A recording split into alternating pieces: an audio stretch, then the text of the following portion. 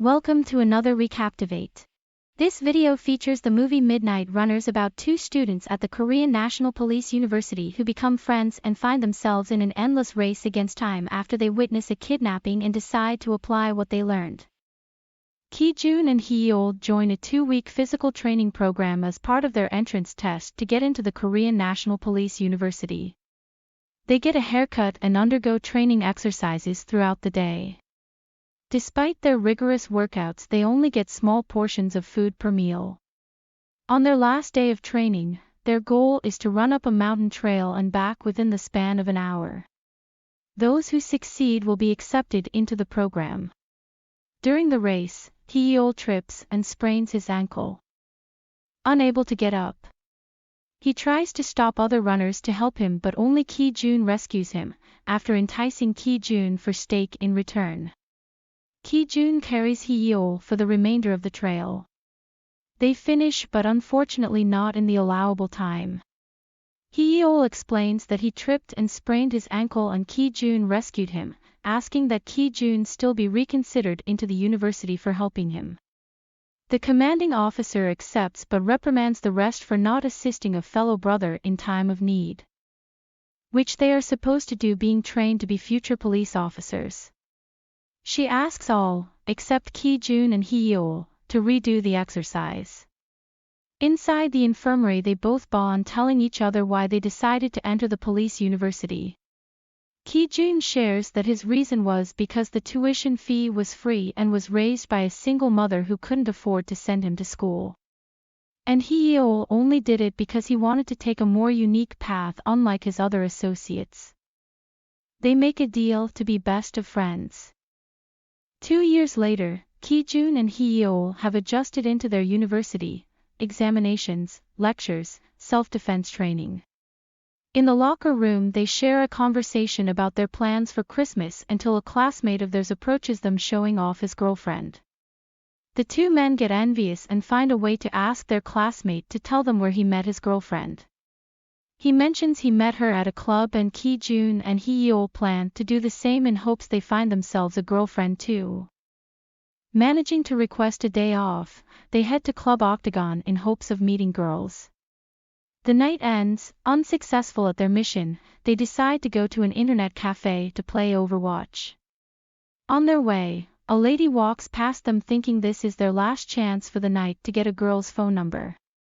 They play rock paper scissors to decide who would make the first move.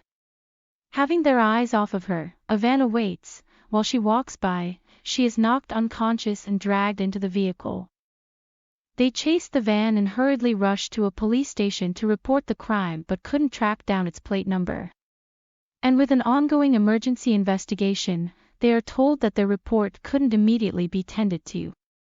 Knowing they only had little time to save abduction victims, they decide to put the case into their own hands. Ki-joon and Ha-neul return to the scene of the crime to start investigating and find a bag of food dropped by the girl, to which they manage to track down the stall who sold it. The stall owner knew the regular customer who bought from her and told them where she worked. Ha-neul, losing to rock paper scissors, poses as a customer to get more information about the kidnapped victim, while Ki-joon acts as the lookout.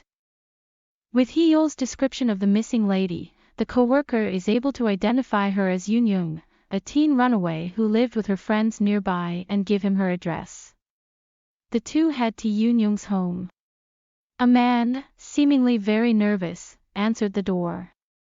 Afraid of what was going to happen, he flees by breaking through the window bars.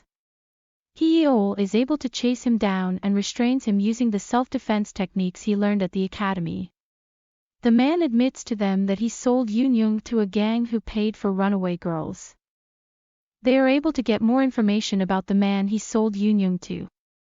Meanwhile, Yoon-young is seen to be held down by men being injected with a drug. Her picture is photoshopped into a university student's ID. They track down Gun-ho at a Korean-Chinese neighborhood where the taxi driver says many ruthless illegals stay. They fight off Gun-ho and his company.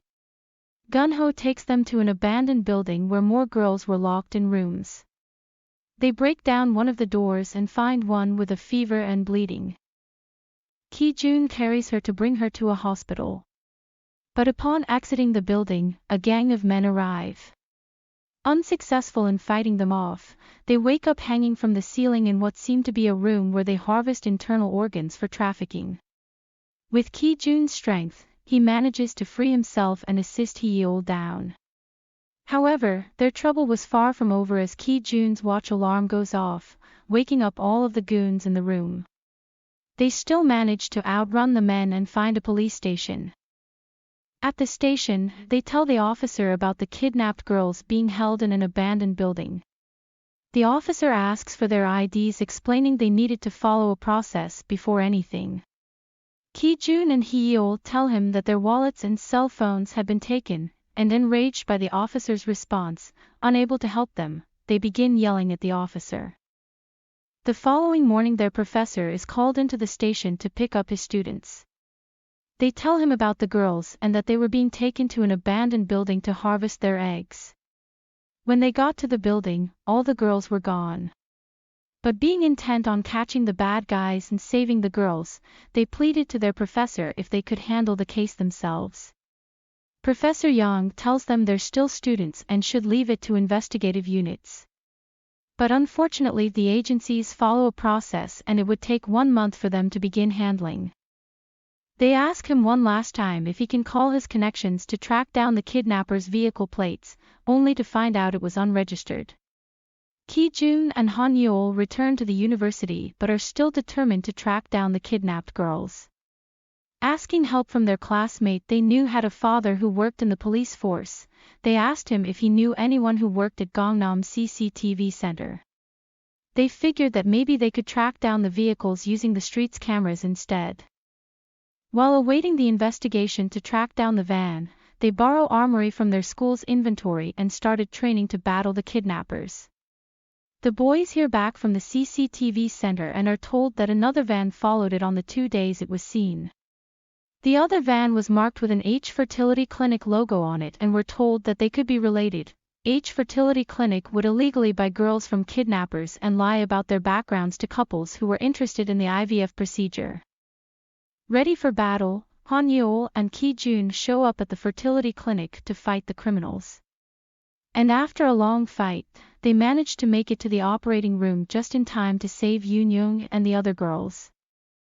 Back in the university, Ki-joon and Ha-neul undergo a disciplinary hearing to decide whether or not to be expelled from the university for going against protocols. Professor Yang comes to their defense saying that because of their actions, they were able to save 20 teenage girls, something a police officer is trained to do. For their heroic actions, they would not be expelled but have to be held back another year and do 500 hours of detention. Ki-joon and Ha-neul are relieved and thankful to be given the opportunity to become police officers again. The movie ends with the boys fulfilling their detention hours and Yoon-young showing up on their campus to thank them for saving her life. And back to their hopes of finding a girlfriend, they immediately try to impress Yoon-young by giving her a tour of their campus. The end. Thank you for watching. Please join our Recaptivate community by clicking on the subscribe button. Let us know in the comments how we can make the channel better. Have a wonderful day.